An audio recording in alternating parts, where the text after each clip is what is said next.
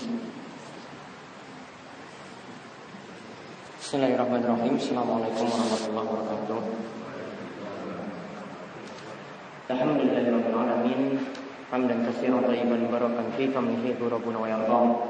Wa asyhadu an la ilaha illallah wahdahu la syarika lah wa asyhadu anna Muhammadan abduhu wa rasuluh. Allahumma shalli ala nabiyyina wa sayyidina Muhammad wa ala alihi wa man tabi'ahum bi ihsan ila yaumiddin. Allahumma anfa'na bima 'allamtana wa 'allimna ma yanfa'una wa zidna ilma. Baik, ikhwan fillah rahimani wa rahimakumullah. Alhamdulillah pada kesempatan malam hari ini kita dapat kembali duduk dalam majelis yang mulia. Ya, mudah-mudahan Allah Subhanahu wa taala senantiasa memberkahi kita dalam kebaikan, memberkahi juga umur kita, dan juga senantiasa memberikan kita kesehatan dan juga keistiqomahan.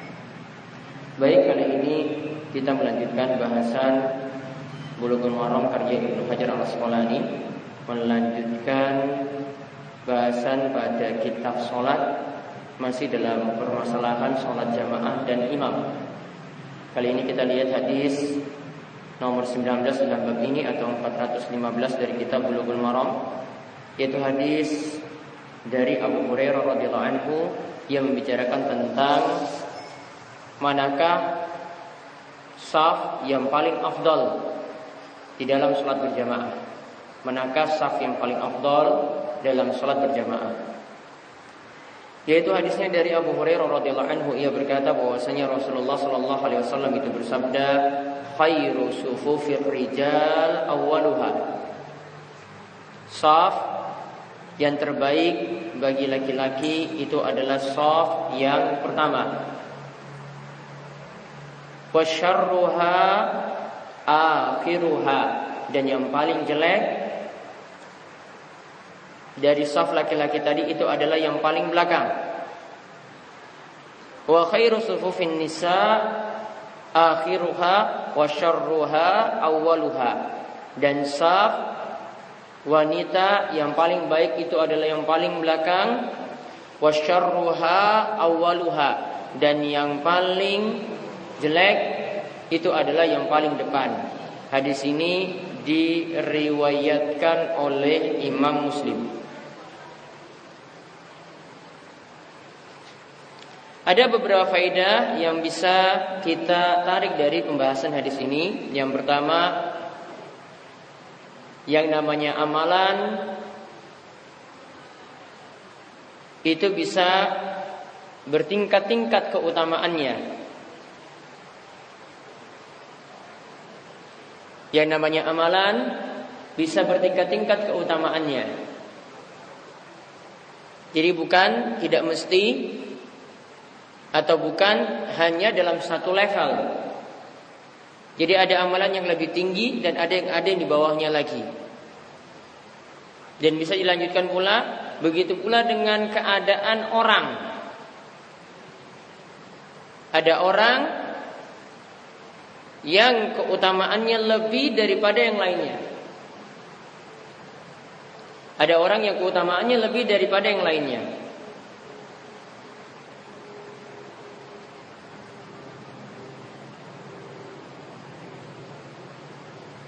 Yaitu dilihat dari amalannya.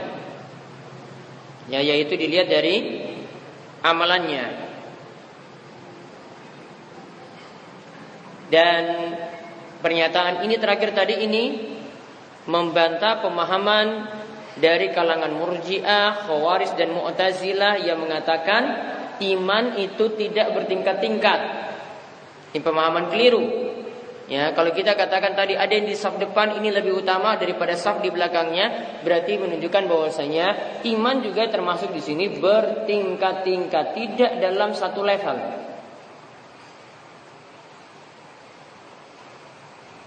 Jadi ada orang yang imannya sempurna, ada orang yang tidak ada imannya sama sekali, ada orang yang dalam keadaan sesat, ada orang yang dalam keadaan di jalan yang lurus. Ya, jadi tidak dalam satu level. Kemudian faedah yang kedua, hadis ini menunjukkan dorongan agar para pria berlomba-lomba untuk menempati saf pertama. agar para pria berlomba-lomba untuk menempati shaf pertama.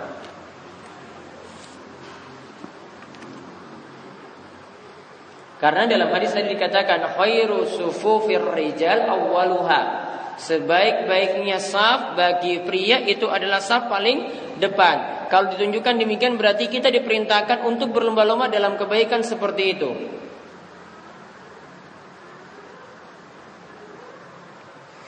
Kemudian faedah yang ketiga, hadis ini menunjukkan shaf yang paling baik bagi wanita adalah shaf yang paling belakang.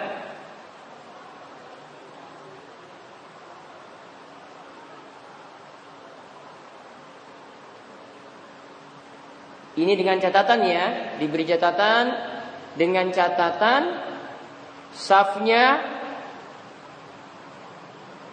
tidak terpisah dengan pria. Maksudnya terbuka dengan pria. Jadi karena ada faktor terbuka ini, maka shaf perempuan itu dibuat paling belakang. Ya, kalau shafnya terbuka seperti tadi, tidak ada hijab, tidak ada pembatas, shafnya itu dibuat dari belakang. Dan ini menunjukkan kalau wanita di suatu masjid itu boleh jadi pembatas sholatnya itu pendek atau mungkin terbuka tidak ada pembatas masih boleh. Namun penempatan wanita tadi itu jauh dari shaf pria. Paling belakang itu paling bagus. Lalu diberi catatan oleh Syekh Muhammad bin Shalih Al-Utsaimin di sini. Dikecualikan jika shaf wanita itu adalah sesama shaf wanita. Artinya shaf wanita sesama jamaah wanita. Jadi yang cuma berjamaah itu wanita-wanita saja.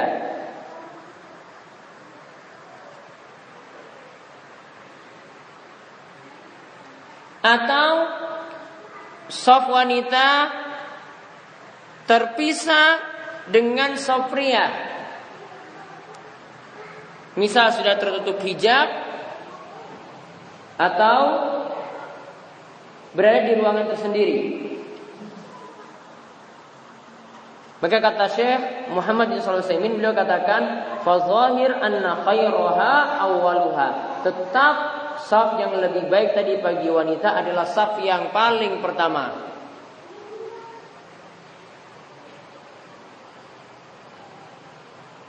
Jadi misalnya mau buat jamaah di rumah, mau buat jamaah di sekolah sama-sama perempuan, maka tetap hitungannya yang paling depan, ya itulah yang paling baik.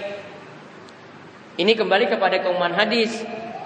Lau ya'lamun nasu ma fin nida'i wasafil awal summa lam yajidu illa ayastahimu alaihi lastahamu. Seandainya orang-orang itu tahu tentang keutamaan shaf pertama, maka tentu mereka akan berlomba-lomba untuk mendapatkannya. Dan itu mesti, walaupun mendapatkannya itu mesti dengan cara mengundi. Nah, di sini menunjukkan kembali ke umuman hadis. Jadi kalau hitungan shaf tetap mulai dari shaf yang paling pertama. Kemudian faedah yang keempat hadis ini juga menunjukkan dalam syariat Islam wanita selalu dibuat terpisah dari pria. Wanita selalu dibuat terpisah dari pria.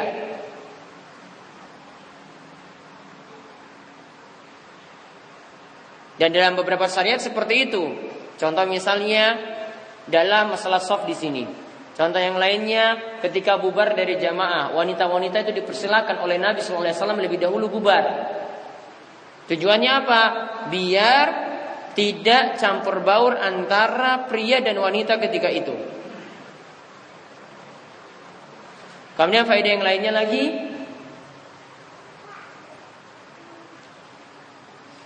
sesama jamaah wanita boleh membuat shaf. Sesama jamaah wanita itu boleh membuat shaf. sekaligus sholat berjamaah.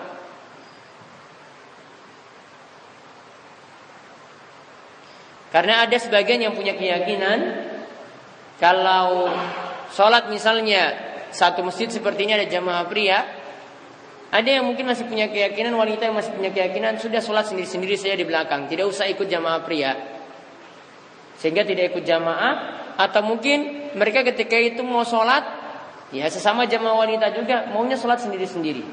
Hadis ini menunjukkan kalau ada dibuat sholat seperti ini ya berarti ada tuntunan juga sholat jamaah bagi wanita. Namun perbedaannya nanti kalau untuk pria imamnya itu berada di depan, kalau untuk wanita imamnya sejajar di dalam shaf. Kemudian hadis yang berikutnya, hadis nomor 416 atau nomor 20 dalam bab ini, yaitu hadis dari Ibnu Abbas tentang posisi imam yang sholat sendirian. Ya, posisi imam yang sholat sendirian.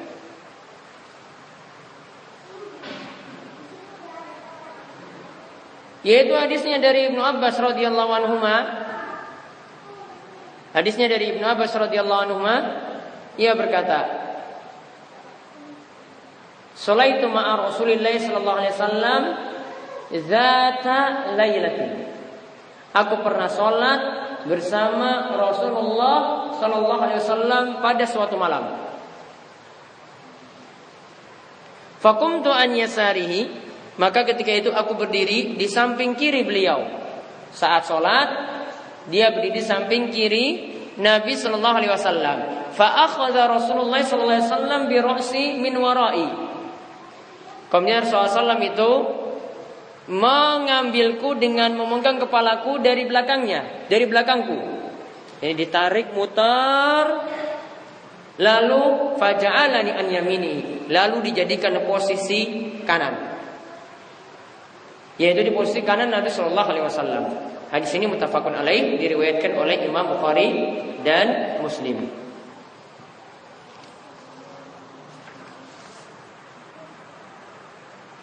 Maka di sini menunjukkan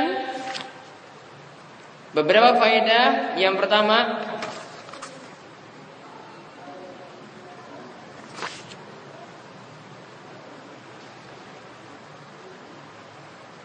hadis ini menunjukkan keutamaan Ibnu Abbas yang semangat dalam mencari ilmu. Walaupun salah seperti itu tetap masih ingin belajar. Jadi hadis ini menunjukkan keutamaan dari Ibnu Abbas yang semangat dalam mencari ilmu.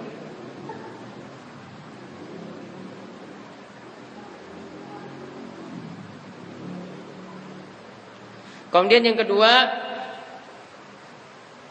hadis ini menunjukkan, lihat tadi Nabi SAW saat itu didatangi di tengah-tengah sholat. Awalnya beliau itu sholat sebenarnya sendiri, lalu didatangi oleh Ibnu Abbas, akhirnya sholat di samping kiri. Karena seandainya itu sudah dari awal itu sholatnya, paling posisi Ibnu Abbas tidak di situ, sudah diperbaiki oleh Nabi Sallallahu Alaihi Wasallam. Berarti kan dia baru masuk tengah-tengah sholat. Maka berarti Nabi SAW sejak awal sholat itu belum niat jadi imam. Ya, berarti Nabi SAW sejak awal sholat belum niat jadi imam. Maka di sini menunjukkan bolehnya orang itu sholat sejak dari awal tidak berniat jadi imam. Sejak dari awal boleh tidak berniat jadi imam. Artinya sholat sendiri. Lalu di tengah-tengah berubah niat jadi imam. Lalu di tengah-tengah berubah niat jadi imam. Seperti itu boleh. Alasannya tadi, karena kalau ini sejak dari awal, tentu posisi Ibnu Abbas tidak di samping kiri, langsung samping kanan. Ngapain Nabi SAW pindah-pindah? Karena kalau sejak ikut dari awal, sudah tahu seperti itu, Ibnu Abbas kamu samping kanan sini. Namun ketika itu Nabi SAW melihat pas Ibnu Abbas masuk di tengah-tengah sholat, berada samping kiri, Nabi tarik putar ke kanan. Ini menandakan Ibnu Abbas baru masuk di tengah-tengah sholat. Berarti sejak awal Nabi SAW tidak niat jadi imam. Maka menurut pendapat para ulama, seandainya ada orang itu sholat sendiri, ini pendapat dari Syekh Muhammad bin Shalih Al-Utsaimin, dan ini juga jadi pendapat dari mazhab Asy-Syafi'i. Seandainya orang sholat sendiri, lalu di belakangnya ini ngikut sholatnya, padahal dia tidak niat jadi imam, itu pun juga tetap sah. Ya, itu pun tetap sah. Jadi misalnya kita sekarang sholat sendiri, lalu di belakang ini ngikuti kita, tanpa yang di depan ini niat dan jadi imam, itu pun tetap sah dia ikut sholat yang ada di depannya. Nah, ini menurut sebagian ulama seperti itu.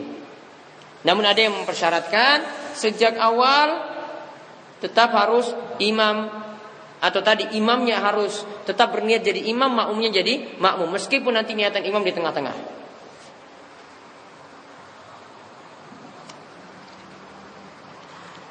Kemudian di sini menunjukkan juga apa yang tadi disebutkan, bolehnya berpindah niat dari sholat sendiri menjadi imam. Bolehnya berpindah niat dari sholat sendiri menjadi imam.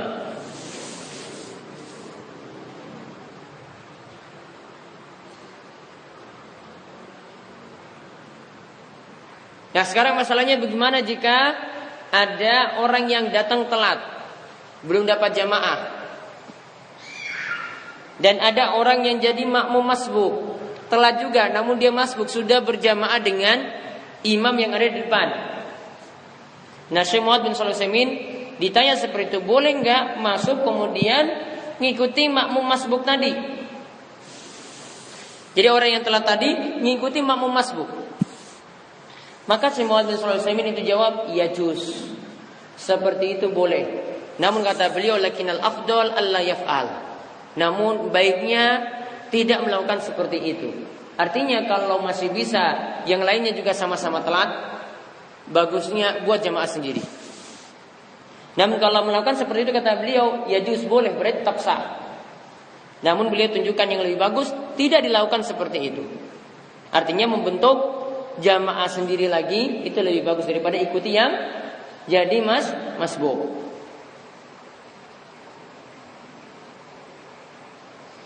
Kemudian faedah yang berikutnya lagi, posisi makmum ketika sendirian hendaklah tidak di samping kiri imam. Hendaklah tidak di samping kiri imam.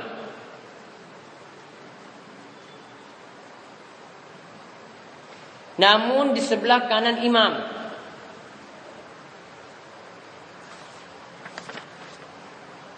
Ya, namun di sebelah kanan imam.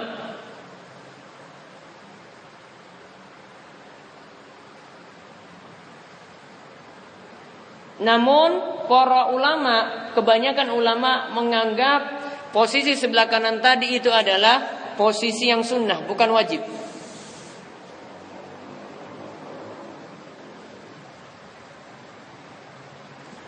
Ya, posisi sebelah kanan tadi, ya posisi yang sunnah, bukan wajib.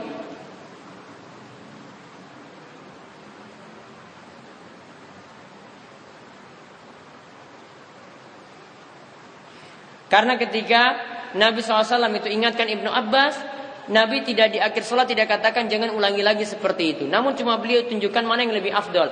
Bagusnya tidak seperti itu, maka tengah-tengah sholat beliau pindahkan. Namun ini tidak menunjukkan wajibnya. Kata mayoritas ulama seperti itu.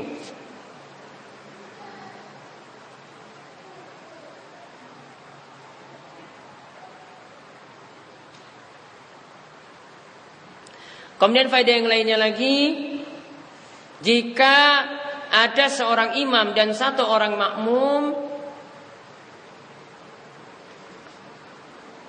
maka posisinya adalah di samping kanan imam, tidak mundur ke belakang. Seperti keduanya itu membentuk shaf. Jadi seperti berada dalam satu shaf.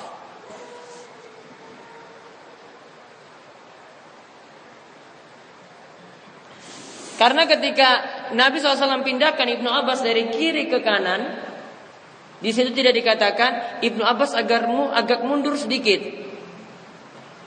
Maka menurut pendapat yang paling kuat dalam masalah ini, ya, antara jika ada imam dan satu orang makmum, maka cukup berdiri di samping kanannya. Hadisnya sudah sangat jelas sekali menunjukkan demikian. Karena kalau ada perintah mundur ke belakang atau untuk membedakan antara imam dan makmum, tentu Nabi SAW akan memberitahukan hal ini, atau dia akan membuat posisi Ibnu Abbas agak mundur ke belakang. Jadi yang lebih tepat seperti itu. Walaupun dalam mazhab Syafi'i ya diperintahkan agak mundur ke belakang seperti itu, dan itu pun juga tetap sah. Namun ini yang lebih afdal di samping kanan imam, seperti kita membentuk satu shaf.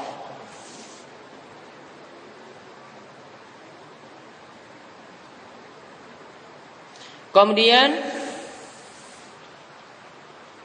hadis ini juga menunjukkan bolehnya bergerak dalam sholat. Bolehnya bergerak dalam sholat ketika ada maslahat atau ada hajat kebutuhan.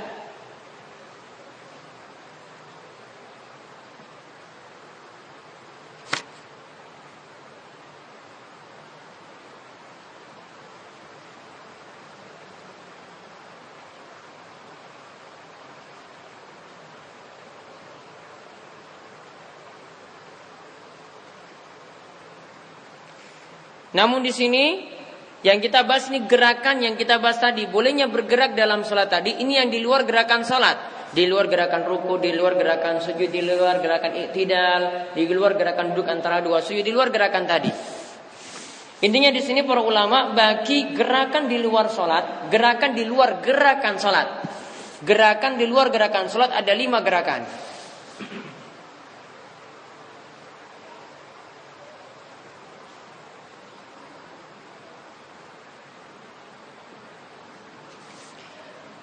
Ada yang pertama, gerakannya tadi hukumnya wajib.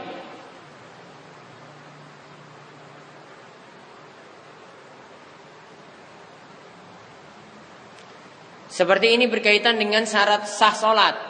Contoh, posisi kiblatnya dia ketika awal itu salah, di tengah-tengah diberitahu pindah ke kanan. Maka dia ketika itu balik ngadap kanan. Ketika itu gerakannya wajib.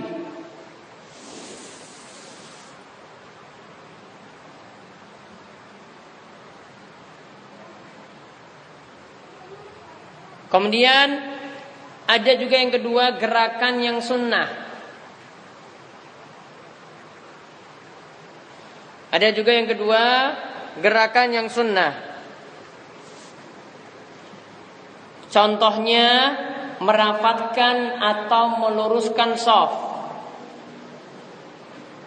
Misalnya ada yang keluar, wudunya batal, maka samping kanan kirinya itu rapatkan. Ini hukumnya sunnah untuk rapatkan tadi. Atau ada shafnya ketika itu bengkok, ketika mungkin bangkit dari sujud kedua berdiri, shafnya tidak lurus, maka disunahkan luruskan shaf juga. Bergerak ketika itu untuk luruskan shaf, hukumnya sunnah.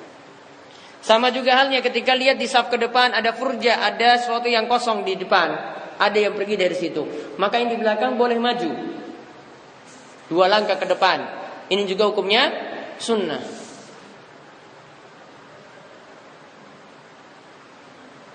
Kemudian ada yang sifatnya, yang ketiga, gerakan yang sifatnya mubah.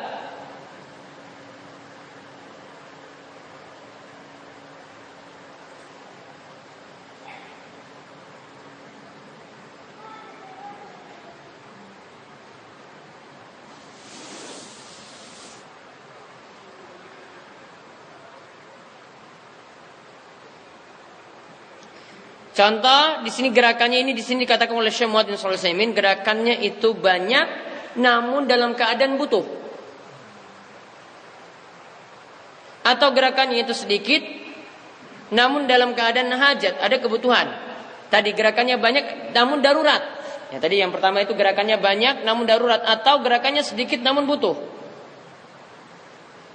Tapi tidak ada kaitannya dengan sholat. Tapi tidak ada kaitannya dengan sholat.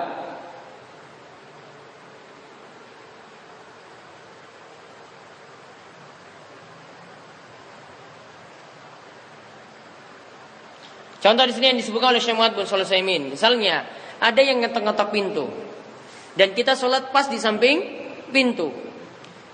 Maka boleh gerakan ini kita lakukan, gerakan yang sedikit atau gerakan yang banyak. Kalau ini darurat berarti ada gerakan yang banyak ketika itu.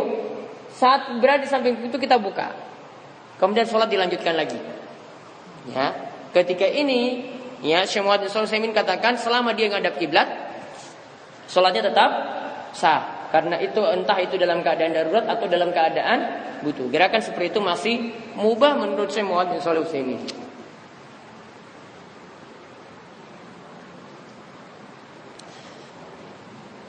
Ada juga gerakan yang keempat, yaitu gerakan yang haram.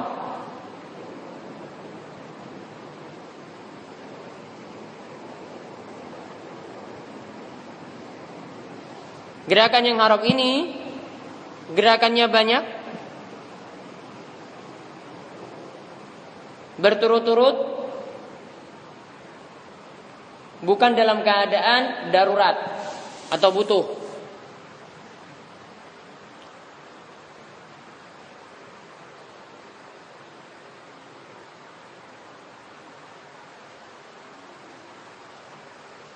Nah, kalau dalam mazhab Syafi'i, gerakan banyak tadi yang tadi kita sebutkan banyak terus berturut-turut, ya, bukan dalam keadaan butuh atau darurat. Kalau menurut mazhab Syafi'i, gerakan yang banyak di sini adalah 3 kali gerakan. Namun berarti 3 kali gerakan yang apa? Berturut-turut. Ya, 3 kali gerakan yang berturut-turut dan dengan catatan tadi bukan dalam keadaan butuh. Kalau dia lakukan tadi gerakannya banyak, taruhlah mazhab Syafi'i pakai 3 gerakan berturut-turut, dan ini bukan dilakukan dalam keadaan butuh, ya, bukan dalam keadaan butuh. Dia main-mainin HP-nya terus, ya, pencet satu gerakan, pencet dua gerakan, pencet 3 pesan terkirim, ya, maka sholatnya ketika itu batal. Ya, tidak ada kebutuhan ketika itu. Gerakannya sudah lebih dari 3 gerakan berturut-turut. Beda halnya kalau seseorang misalnya perbaiki petis, gerakan 1 kali. Di rakaat kedua perbaiki lagi 2 kali. Namun tidak berturut-turut, tidak termasuk. Ya, tidak termasuk. Namun kalau menurut Syekh Muhammad bin Shalih Al-Utsaimin, standar dikatakan banyak bukan 3 kali gerakan. Dilihat orang itu kalau sudah gerakannya banyak dan kita lihat dia itu seperti tidak sholat, ya, kita lihat dari jauh, ini kok sholat gak mungkin seperti masa dengan mainin pecisnya terus, ya, ini bukan gerakan orang sholat. Bagi kalau sudah ditebak seperti itu, maka gerakan ini berarti sudah membatalkan sholat. Namun kalau mau melihat dari mazhab Syafi'i, ya tadi dikatakan 3 kali gerakan minimalnya berturut-turut ketika tidak butuh atau darurat. Kemudian ada yang gerakan yang terakhir, yang kelima, yaitu gerakan yang makruh, yaitu gerakan yang sedikit,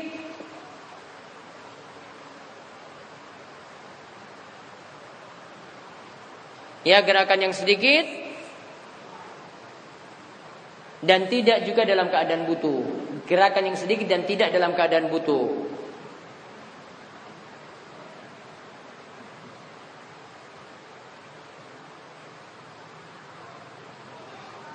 Misalnya dia pegang-pegang jamnya terus lanjut lagi. Gak ada kebutuhan di sini pegang-pegang jam, muter-muter jamnya, gak ada. Yang sedikit dia lakukan itu hukumnya makruh.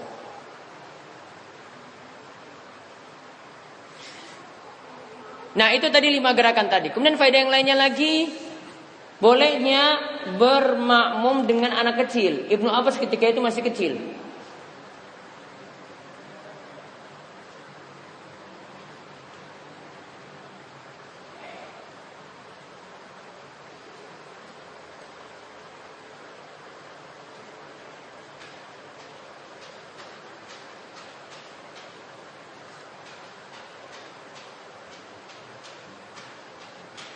Jadi di sini makmumnya itu adalah anak kecil. Para ulama ini berpendapat apakah seperti itu boleh ataukah tidak, dikatakan berjamaah ataukah tidak. Sebagian katakan tidak, ya, karena dia belum balik. Dan ada yang katakan masih boleh seperti itu dan dikatakan sah. Dan hadis ini sebagai dalil Ibnu Abbas ketika itu masih kecil dan dia bermakmum di belakang Nabi Shallallahu Alaihi Wasallam dan dianggap sebagai berjamaah. Dia bermakmum dengan Nabi SAW dan dianggap sebagai berjamaah. Kemudian faedah yang lainnya, boleh berjamaah dalam sholat sunnah, sholat di malam hari. Ini dilakukan sholat sunnah, bukan sholat wajib. Namun kata Syekh Muhammad bin Shalih Al-Utsaimin, sholat jamaah dalam sholat sunnah itu ada dua macam. Ada yang sholat sunnah disyariatkan berjamaah, seperti sholat taraweh. Maka ketika itu berarti kita berjamaah. Kemudian yang kedua, ada sholat sunnah yang tidak disyariatkan berjamaah. Ada sholat sunnah yang asalnya tidak disyariatkan berjamaah. Seperti sholat duha, sholat tahajud, sholat witir masih bisa berjamaah di bulan Ramadan. Sholat duha, tahajud. Kalau tadi yang pertama seperti sholat taraweh, sholat istisqa minta hujan, masuk di dalamnya.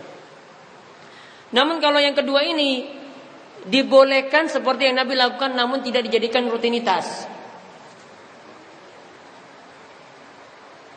Jadi jangan dilakukan terus menerus, kadang-kadang saja. Dan kalau tujuannya untuk mengajarkan juga boleh. Ya, kadang ada yang ingin mengajarkan sholat, misalnya mengajarkan sholat duha, boleh ketika itu dirutinkan. Dan itu juga tidak rutin terus menerus. Namun kalau dia dijadikan rutinitas seperti dijadikan rutinitas pada malam tertentu, misalnya malam Jumat, ayo bapak-bapak, ibu-ibu kita sholat berjamaah. Misalnya sebagian ya ada yang melakukan sholat tasbih berjamaah, maka ini harus butuh dalil. Kalau tidak ada dalil tidak boleh, karena dia sudah rutinkan setiap malam Jumat terus menerus.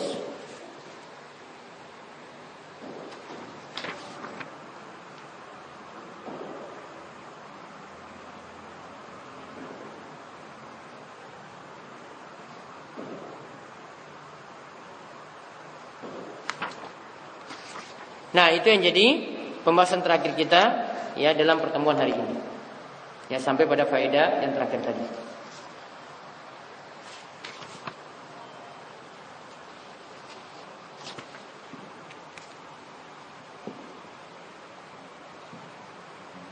Baik, sebelum ditutup, monggo jika ada yang ingin bertanya, dipersilakan.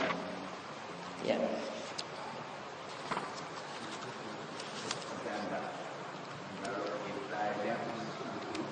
Habis.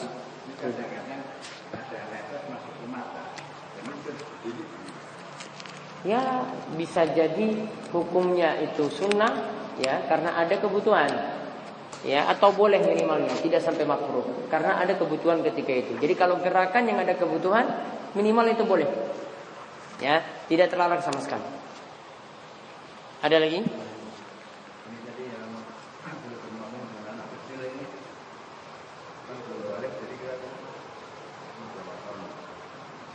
Balik selama sudah tamyiz lah, minimal sudah bisa ketika itu mengerti sesuatu meskipun belum balik ya.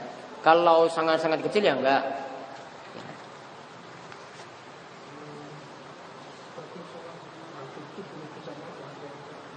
Boleh, yang penting tidak jadikan rutinitas ya. Itu berarti cuma di luar Ramadan. Ada lagi? Ya.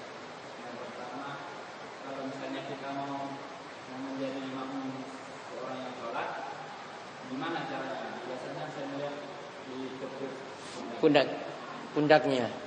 Ya, kalau ditepuk ini sebenarnya cuma ingin memberitahu saja bahwasanya dia ingin jadi makmum di belakangnya. Allah masih termasuk maslahat, masih tetap boleh. Cuma untuk memberitahu saja.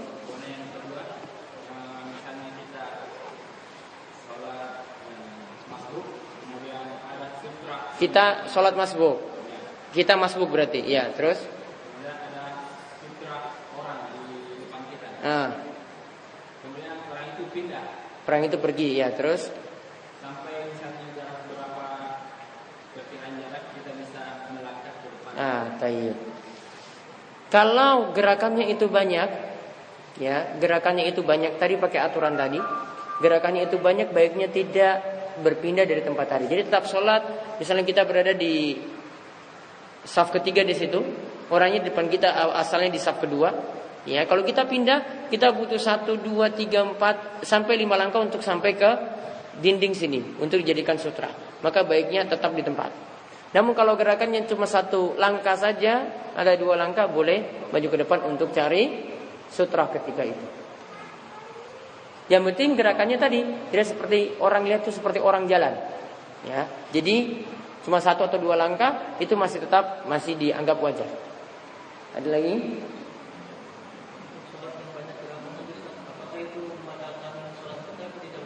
Kalau yang gerakan yang haram yang terakhir, yang keempat tadi, ini sholatnya batal. Gerakannya banyak, tadi kata mazhab Syafi'i 3 kali berturut-turut, tidak dalam keadaan butuh, sholatnya batal.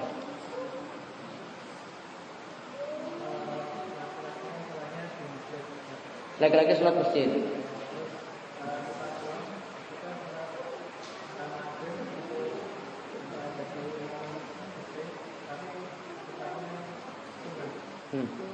Boleh seperti itu. Jadi laki-laki ketika sudah sholat wajib di masjid, kemudian dia pulang sholat sunnah lagi bersama istrinya. Istrinya sholat wajib, suami sholat sunnah. Seperti itu boleh. Sebagaimana sebagian sahabat pernah melakukan sholat isya bersama Nabi SAW, kemudian dia pulang lagi ke kampungnya untuk mimpin sholat lagi. Ya, beda niat berarti dia sholat sunnah karena sudah sholat isya. Balik kampung sholat sunnah lagi, ya, dengan niatan jadi imam, dan jamaahnya itu adalah sholat wajib. Boleh seperti itu. Boleh.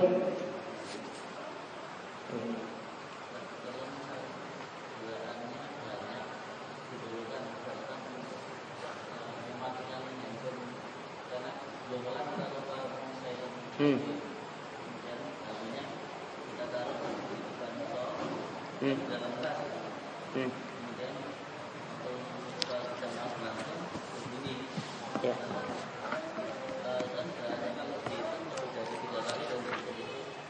Baik. Tapi dia dalam keadaan butuh, maka minimal hukumnya mubah.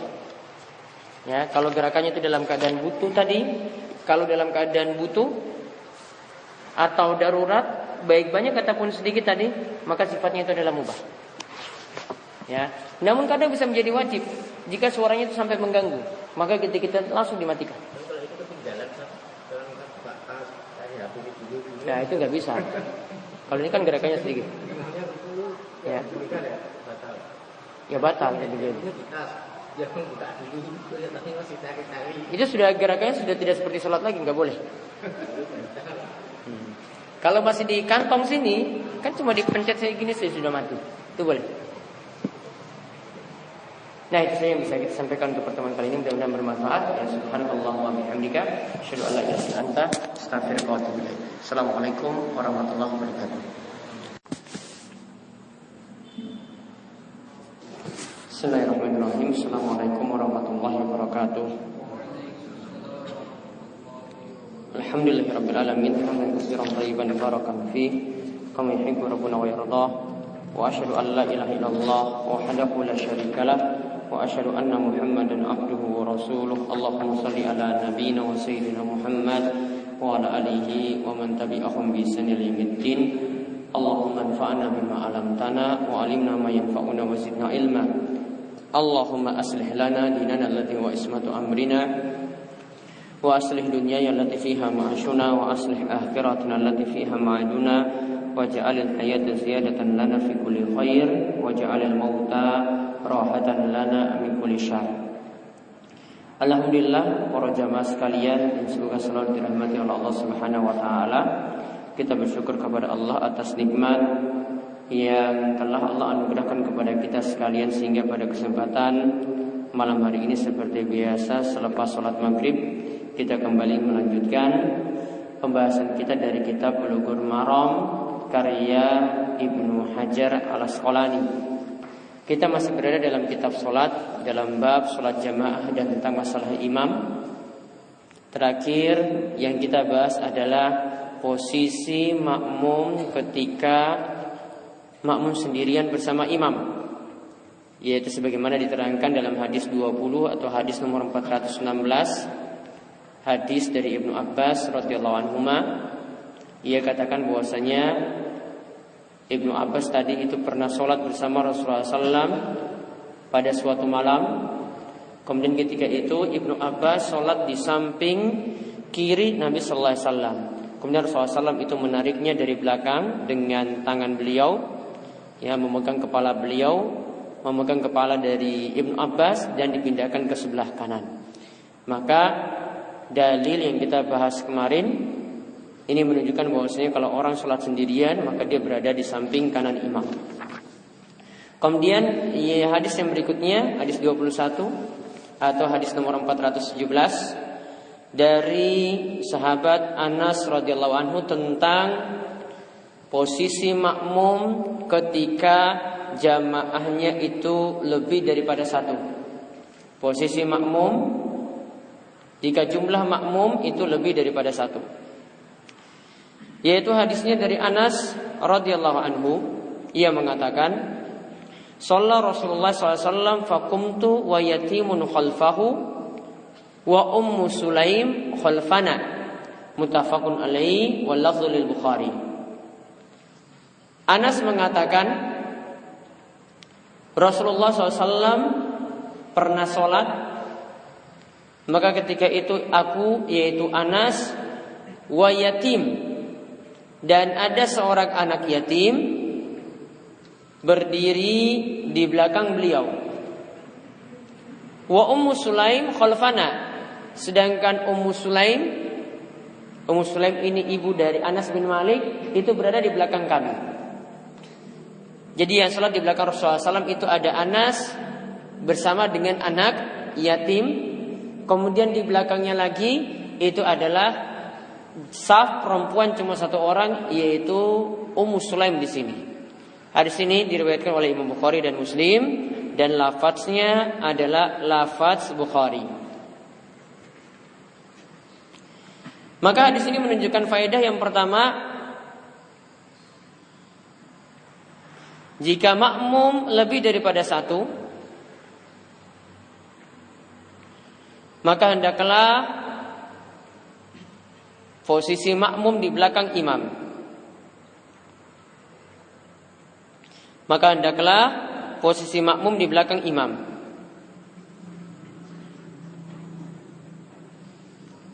Termasuk di sini juga walaupun cuma 2 orang. Jadi 2 orang tadi jadi makmum terletak di belakang imam.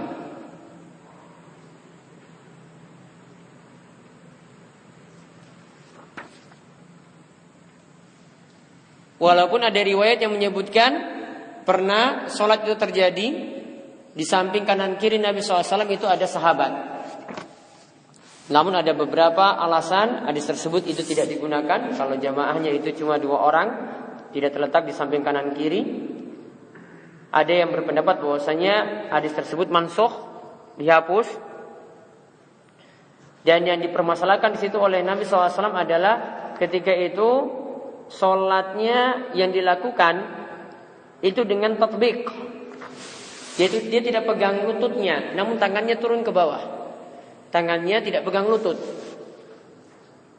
Yang waktu itu ditegur adalah masalah itu.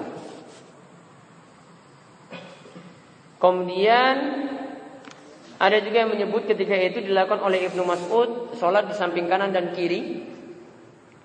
Ini menunjukkan karena sempitnya tempat. Kalau sempitnya tempat masih mungkin, karena kita lihat di beberapa musola kecil tidak mungkin kalau buat saf itu di belakang, maka boleh jadi posisinya di kanan kiri. Kemudian faedah yang lainnya lagi dari hadis ini, posisi saf wanita di belakang saf laki-laki.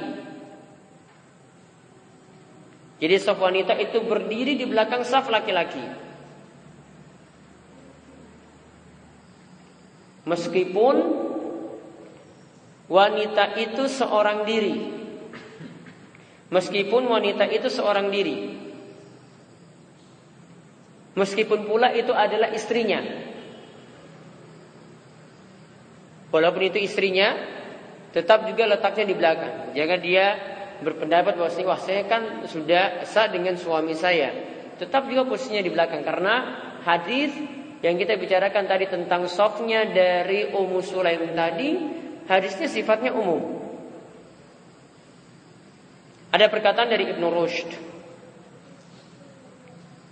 yaitu beliau katakan dalam Bidayatul Mujtahid, bahwasanya para ulama tidaklah bersisi pendapat bahwasanya wanita yang sholat seorang diri, ya wanita yang safnya itu cuma satu orang saja, maka posisinya adalah di belakang imam.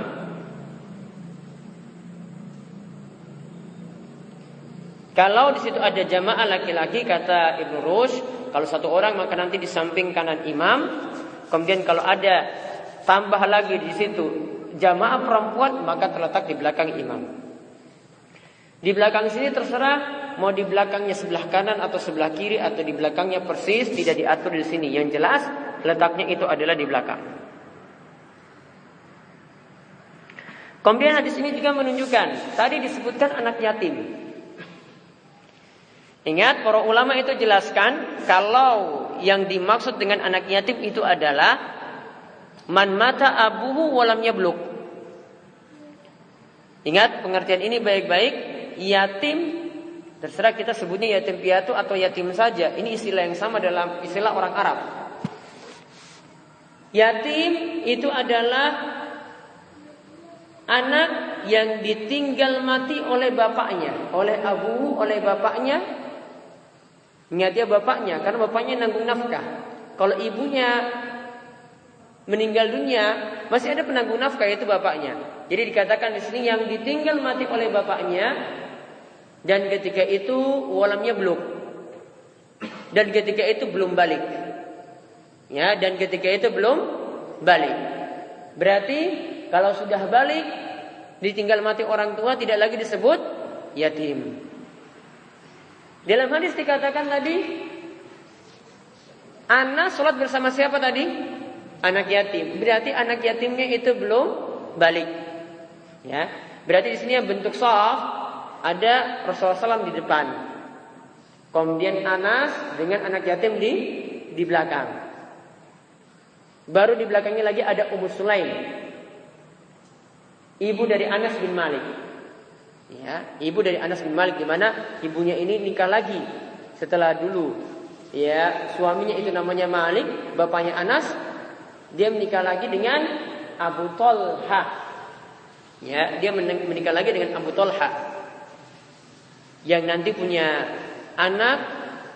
Ya, di antaranya itu ada anaknya yang meninggal dunia, yang sampai Ummu Sulaim tidak menceritakan tentang kematian anaknya ini kepada suaminya Abu Talha. Sampai malam hari mereka melakukan hubungan intim, kemudian baru diberitahu bagaimana jika titipan seseorang itu diambil oleh yang punya. Dia beritahukan setelah melakukan hubungan intim, layaknya malam pengantin pertama.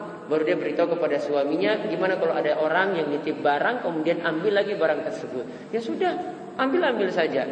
Maka ketika itu Ummu Sulaim mengatakan kepada Abu Talha, titipan kita yaitu anak kita itu sudah diambil oleh Allah Subhanahu wa taala setelah sebelumnya itu hubungan intim.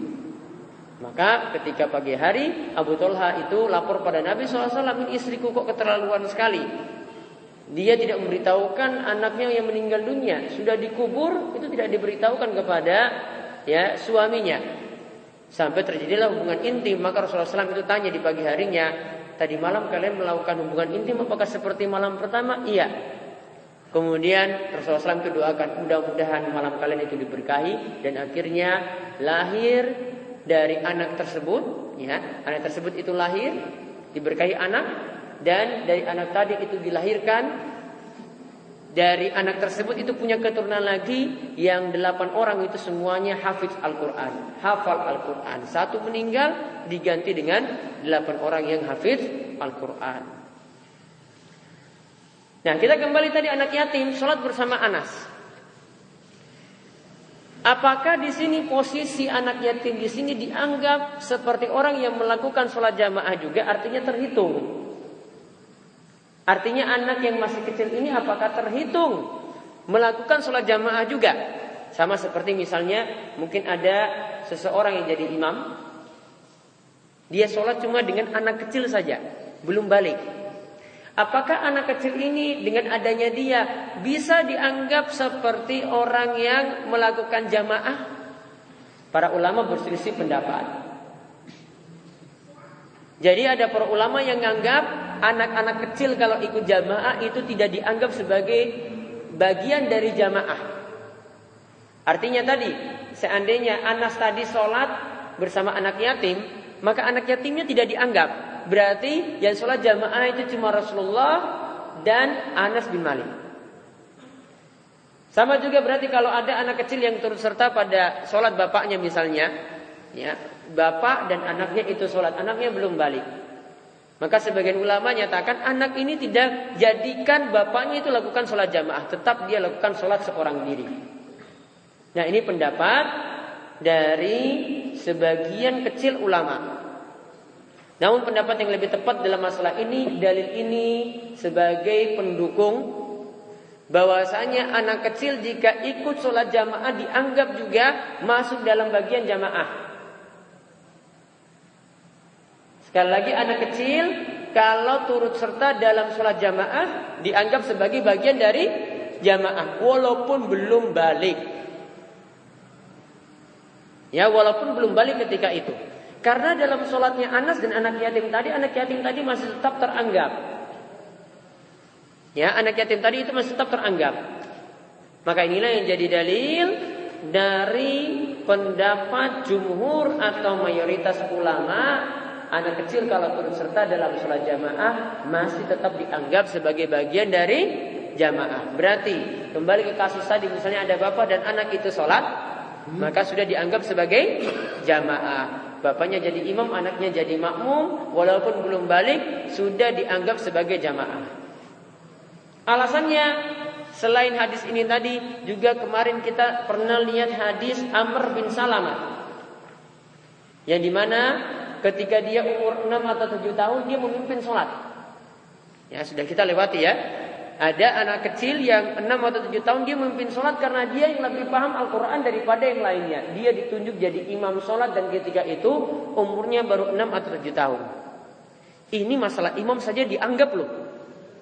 Walaupun belum balik, 6 atau 7 tahun tetap dianggap jadi imam. Apalagi cuma jadi makmum.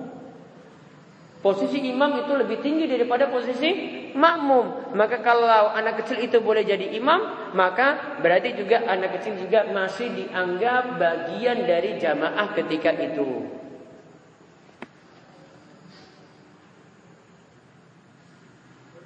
Jadi itulah jadi dalil. Jadi ada dua alasan. Pertama dengan hadis Anas di sini, di mana dia sholat bersama anak yatim.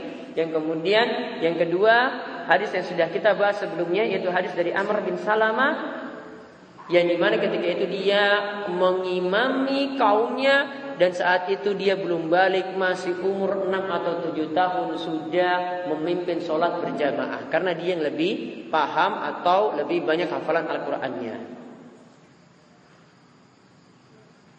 Kemudian hadis ini juga menunjukkan faedah yang lainnya lagi, bolehnya berjamaah dalam sholat sunnah.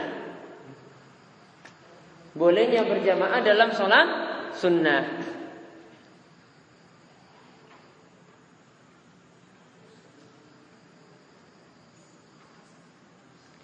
Karena yang dibicarakan di sini ini adalah sholat sunnah yang dilakukan oleh Nabi SAW, kemudian diikuti oleh Anas, oleh anak yatim, kemudian oleh ibu dari Anas bin Malik tadi.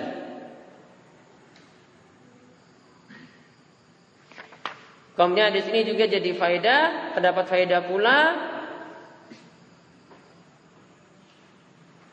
Karena tadi lihat, jamaah perempuan dipisah, tidak gabung dengan laki-laki.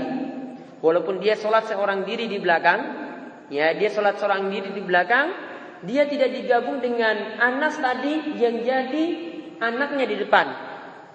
Seandainya boleh ada campur baur, tentu saja Anas bin Malik dan ibunya tadi sholat satu shaf, karena masih punya hubungan mahram. namun ketika itu terpisah antara laki-laki dan perempuan. Maka ini yang jadi dalil kata para ulama, yang namanya ikhtilat, campur baur dan antara laki-laki dan perempuan sudah diajarkan dalam masalah ibadah.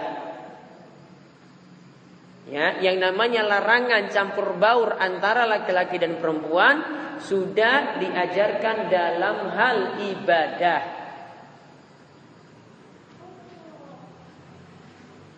Jadi dibiarkan tadi Ummu Sulaim sholat seorang diri di belakang.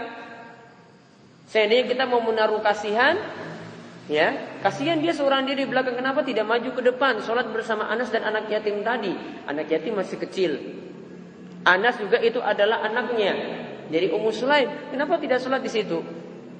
Karena di sini Islam mementingkan, ya, jangan sampai ada campur baur antara laki-laki dan perempuan ketika itu. Kemudian hadis yang berikutnya tentang masalah orang yang sholat di belakang shaf sendirian. Tentang orang yang sholat di belakang shaf sendirian. Di sini hadisnya disebutkan ada beberapa riwayat, ada 4 di sini disebutkan. Ada hadis nomor 22, 23, 24, 25 atau dalam urutan kitab Bulughul Maram dari 418 sampai 421. Yaitu yang pertama dari Abu Bakrah radhiyallahu anhu, annahu intaha ila Nabi sallallahu alaihi wasallam wa huwa raki'un. Ketika itu Abu Bakrah mendapati salat Nabi sallallahu alaihi wasallam, dan ketika itu Nabi sallallahu alaihi wasallam sudah sampai ruku. Ya, Nabi sallallahu alaihi wasallam itu sudah sampai ruku. Maka Abu Bakrah baru datang. Ya, dia baru datang mau masuk ke masjid. Faraka'a qabla ayyasila ila shaf. Maka Abu Bakar tadi ketika masuk dia sudah ruku dari belakang. Jadi dia sudah ruku dari belakang, dia maju terus sampai ke shaf. Ya, jadi dia ruku sebelum sampai ke shaf. Faqala lahu Nabi sallallahu alaihi wasallam. Nabi sallallahu alaihi wasallam tahu Abu Bakar kok ruku dari sana, kenapa enggak sampai shaf dulu baru ruku? Namun dari belakang dia kejar rukuknya. Baru dia maju dengan keadaan ruku tadi sampai ke shaf. Kemudian Nabi sallallahu alaihi wasallam tegur, zadakallahu hirsan wa la ta'ud. Semoga Allah terus memberikan kamu itu semangat dalam ibadah, namun tadi jangan diulangi lagi. Ya, tadi itu jangan diulangi lagi. Tunggu sampai shaf dulu baru ruku, jangan dari belakang. Hadis ini diriwayatkan oleh Imam Bukhari. Dalam riwayat Abu Daud disebutkan faraka aduna shaf. Abu Bakar tadi dia sholat dari belakang shaf. Suma masa ila shaf, lalu dia berjalan dalam keadaan rukuk tadi sampai ke shaf.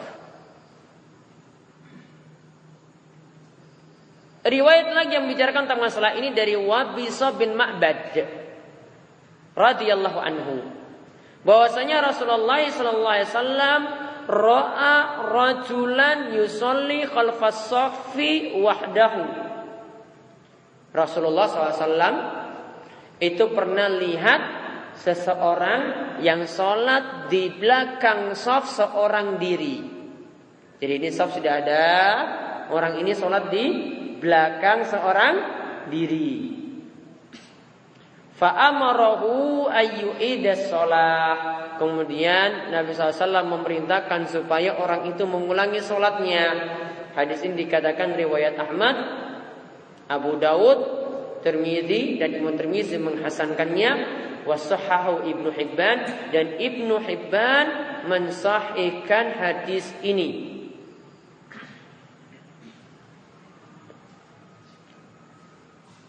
Lalu ada riwayat lagi dari Talak. Disebutkan la sholata limunfaridin khalfas shaffi. Tidak ada salat bagi orang yang salat sendirian di belakang shaf. Namun hasil penelitian para ulama, hadis tadi itu bukan riwayat dari Talak bin Ali, namun hadis ini dari Ali bin Syaiban. Jadi Talak itu bisa diralat Itu dari Ali bin Syaiban. Kata para ulama itu Ibnu Hajar dalam hal ini agak rancu ketika menyebutkan di sini adalah dari Talq bin Ali. Yang benar ini adalah dari Ali bin Syaiban. Lalu wazada Tabrani min hadis Wabisah. Tadi At-Tabrani itu menambahkan pada hadis Wabisah tadi, ala dakhalta ma'ahum awid stararta rajulan. Yaitu tidaklah engkau itu masuk bersama mereka atau engkau itu menunggu seseorang. Maka hadis ini jadi dalil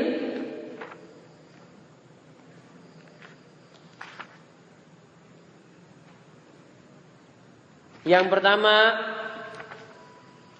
ini tentang masalah orang yang sholat sendirian di belakang shaf. Ini saya belum menguatkan pendapatnya. Kalau kita lihat dari dalil yang dibicarakan tadi, Abu Bakar ketika masuk, berarti kan dia dari belakang sudah sholat seorang diri. Ya, Abu Bakar tadi ketika masuk ruku dari belakang, berarti dari belakangnya dia sudah sholat seorang diri. Kata para ulama dari sini masih sah berarti sholat seorang diri walaupun di belakang shaf.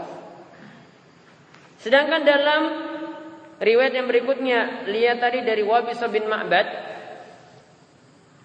dikatakan tadi orang yang sholat sendirian di belakang shaf, apa tadi disuruh apa tadi?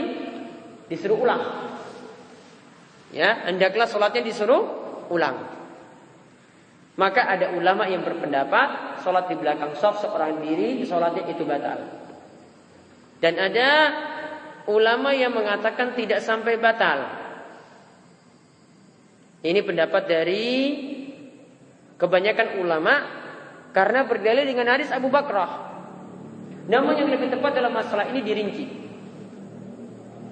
Rinciannya bagaimana untuk orang yang sholat di belakang shaf? Yang pertama, jika shaf di depan sudah penuh, ya, jika shaf di depan sudah penuh, dari ujung utara sana sampai ujung selatan sudah full, orang datang belakangan nggak bisa masuk di shaf-shaf yang ada di depan,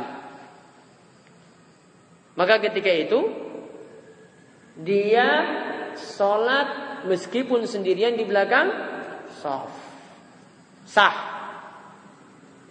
Jadi kalau shafnya sudah penuh, sholat di sendirian di belakang shaf dikatakan tetap sah. Namun kalau keadaan shaf di depan masih kosong, contoh misalnya ini yang sering terjadi, kalau masjidnya itu luas, untuk pergi ke utara misalnya, wah makanya jauh sekali, sudah dibikin di selatan saja, dia sholatnya di selatan, ya, sholatnya dia pas masuk di selatan, jadi yang dia datang sholat sendirian di situ. Padahal untuk mengisi shaf yang sebelah utara masih mungkin. Maka kalau dia sholat sendirian di belakang shaf, nah itulah baru bermasalah, sholatnya jadi tidak sah karena ada shaf yang masih kosong. Pendapat yang saya sebutkan inilah yang lebih kuat. Ini pendapat dari Al-Hasan Al-Basri. Juga ini adalah pendapat dari Ibnu Qudamah dalam Al-Mughni. Juga didukung oleh Syekhul Islam Ibnu Taimiyah dan Ibnu Qayyim. Kenapa pendapat ini yang lebih kuat? Karena lebih mengkompromikan dua dalil. Tadi dalil Abu Bakrah yang sholat dari belakang masuk dalam keadaan ruku sampai ke depan, dia kan sholat sendirian. Kemudian ada hadis yang katakan jangan sholat sendirian di belakang shaf. Dikompromikan, ini yang masalah kalau shafnya masih kosong di depan, namun buat shaf sendiri atau buat sholat seorang diri di belakang shaf tadi. Nah inilah baru bermasalah.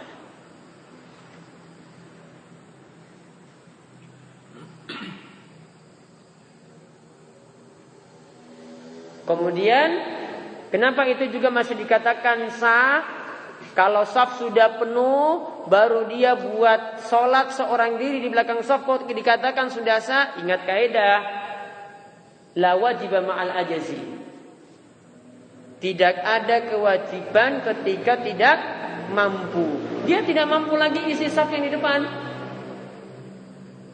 Maka tadi larangan sholat sendirian di belakang saf jadi gugur. Karena tidak mungkin lagi dia mengisi saf yang ada di depan.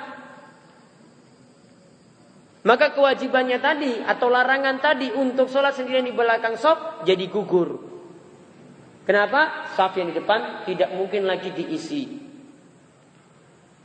Maka ada kaidah tadi, tidak ada kewajiban ketika tidak mampu, atau boleh menerjang yang haram ketika darurat. Ini kondisi darurat.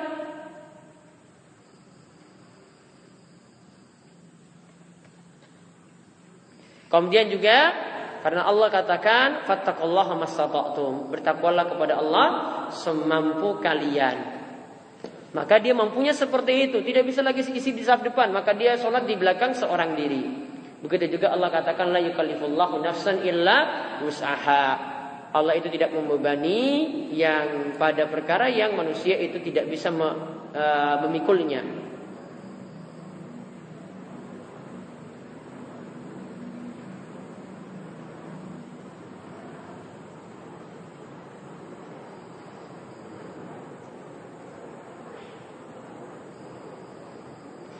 Namun kapan dikatakan sholat sendirian di belakang shaf? Karena boleh jadi nantinya ada jamaah juga yang mungkin telat. Ya, jadi dia sekarang kan mungkin awalnya sholat sendirian.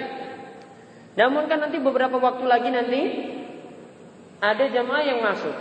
Maka para ulama katakan dia dikatakan sholat sendirian di belakang shaf jika belum ada jamaah sampai imam itu mengangkat kepala dari ruku. Ya, sampai imam itu mengangkat kepala dari ruku. Karena kalau sudah mengangkat kepala dari ruku, berarti sudah tertinggal 1 rakaat. Namun kalau ada yang masuk lagi, misalnya imam lagi baca surat. Ya, oh dia tahu ada orang di sana mau masuk. Akhirnya dia sholat sendirian di sini. Nah, orang itu tadi masuk pas imam juga masih sedang baca surat. Maka dia tadi orang yang sholat awalnya seorang diri ini tidak terkena larangan. Karena apa? Ada orang yang masuk sebelum imam mengangkat kepala dari rukuk.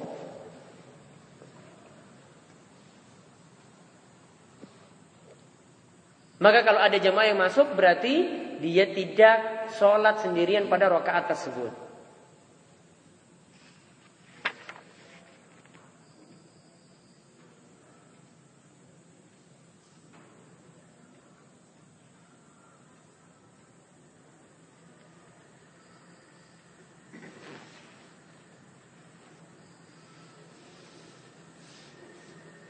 Nah, kemudian hadis yang terakhir tadi yang saya sebutkan dari riwayat Tabrani, pelengkap untuk hadis Wabisa.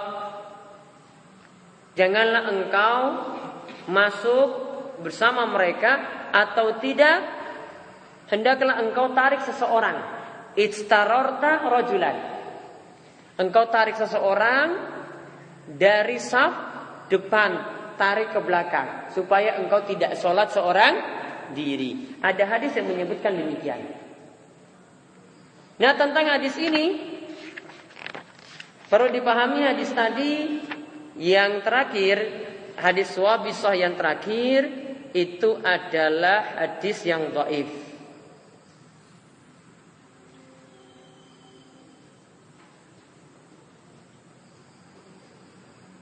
Ya, hadis yang dhaif jiddan.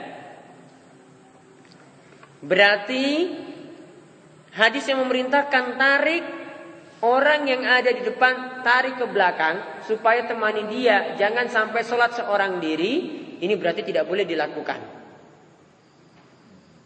Asalnya tidak boleh dilakukan. Ada beberapa alasan kenapa tidak perlu menarik jamaah dari shaf pertama untuk temani dia yang sholat seorang diri. Yang pertama, kalau tarik orang dari depan, akan membuat saf depan itu nanti ada yang kosong. Kalau dia tarik dari tengah-tengah, coba tarik tengah-tengah ya, mas temani, ya, berarti kan kosong ini kan, jadi tidak rapat lagi. Alasan yang kedua,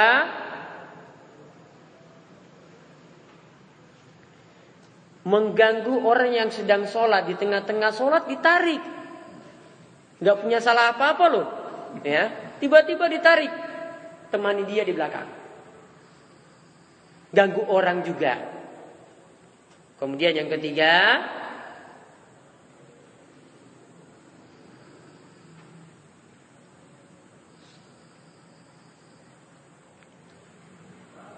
orang yang sudah berada di saf depan berarti kan sudah mendapatkan saf yang utama. Bukankah kemarin Nabi SAW itu katakan khairus sufufir rijal awwaluha, sebaik-baik saf bagi laki-laki itu adalah saf yang paling depan. Berarti kalau dia tarik yang depan turun ke saf kedua, ditarik ke saf kedua, berarti jadi yang utama menjadi kurang utama. Siapapun gak menerima seperti itu, ya, siapapun tidak menerima seperti itu. Oleh karena itu, tentang masalah itu bagaimana tadi menarik orang yang berada di saf depan? Jawabannya tidak perlu. Jadi kalau terpaksa dia sholat seorang diri karena safnya sudah penuh, maka cukup dia sholat seorang diri. Karena la yukallifullahu nafsan illa wus'aha. Allah itu tidak bebani kita dengan sesuatu yang tidak bisa kita memikulnya. Kalau tidak bisa jalani, ya sudah sholat seorang diri. Apalagi nanti masih ada kemungkinan ada jamaah yang lainnya datang juga untuk menemani dia sholat ketika itu. Kemudian nanti pada pembahasan berikut baru kita bahas tentang adab pergi ke masjid. Baik, sebelum tutup, ada pertanyaan? Ya.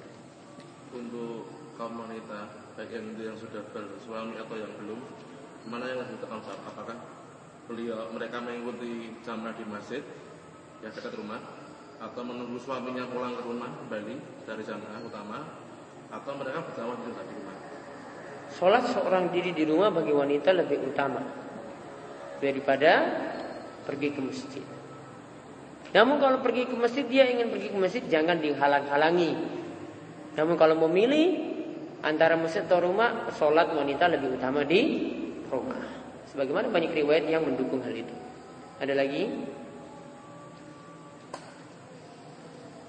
Ya. Tadi dikatakan kalau makmumnya satu itu di sampingnya. Ya.